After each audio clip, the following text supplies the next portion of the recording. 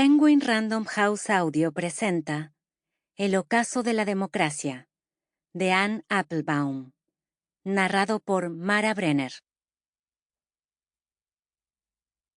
Nuestra época es de hecho la época de la organización intelectual de los odios políticos. Este será uno de sus principales rasgos a destacar en la historia moral de la humanidad. Julien Benda, La Trahison de Klerk, 1927. Debemos aceptar el hecho de que este tipo de rebelión contra la modernidad está latente en la sociedad occidental. Su confuso y absurdo programa, su retórica irracional y apolítica, encarna aspiraciones tan genuinas como las de otros movimientos de reforma que nos resultan más familiares. Fritz Stern, The Politics of Cultural Despair, 1961. 1. Nochevieja. El 31 de diciembre de 1999 dimos una fiesta. Terminaba un milenio y empezaba otro, y todo el mundo tenía muchas ganas de festejarlo, a poder ser en algún lugar exótico. Nuestra fiesta cumplía ese criterio. La celebramos en Hobielin, una pequeña casa solariega situada en el noroeste de Polonia que mi esposo y sus padres habían comprado una década antes, prácticamente por lo que costaban los ladrillos, cuando era solo una ruinosa construcción mohosa e inhabitable en la que no se había hecho reforma alguna desde que sus anteriores dueños huyeron del Ejército Rojo en 1945. Poco a poco restauramos la casa, o la mayor parte de ella.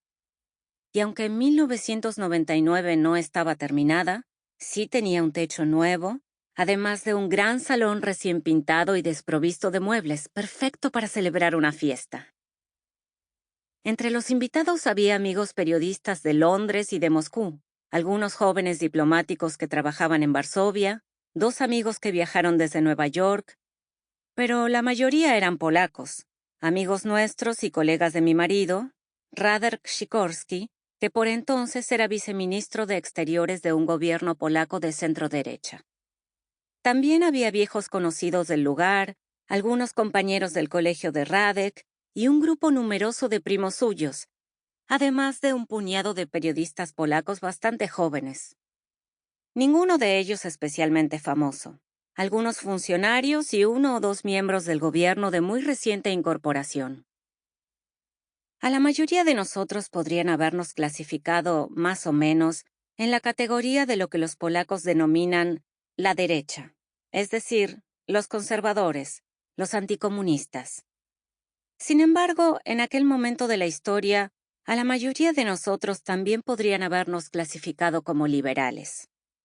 Liberales a favor del libre mercado, liberales clásicos, quizá thatcheristas, incluso aquellos que podrían haberse mostrado menos categóricos en economía, creían en la democracia, en el Estado de Derecho, en la separación de poderes y en una Polonia que ya era miembro de la OTAN y estaba en camino de adherirse a la Unión Europea. Una Polonia que era parte integrante de la Europa moderna. Eso era lo que significaba ser de derechas en la década de 1990. Las cosas se complicaron un poco a medida que avanzaba la preparación de la fiesta. En la Polonia rural de esa época no existía nada parecido a un servicio de catering, así que mi suegra y yo preparamos varios calderos de estofado de ternera y remolacha asada. Tampoco había hoteles, por lo que nuestros invitados, un poco más de 100, tuvieron que alojarse en granjas locales o en casa de amigos en la población más cercana. Y aunque llevaba una lista de dónde se alojaba cada uno, un par de ellos terminaron durmiendo en el suelo del sótano. A medianoche lanzamos fuegos artificiales, de los baratos, fabricados en China, que hacía poco que estaban en el mercado y tal vez fueran extremadamente peligrosos. La música, grabada en cintas de casete en una época anterior a Spotify, creó la que sería la única división cultural profunda de la noche. Las canciones que mis amigos estadounidenses recordaban de su época universitaria no eran las mismas que los polacos recordaban de la suya, por lo que no resultaba fácil que todos bailaran al mismo tiempo. En un Sample complete. Ready to continue?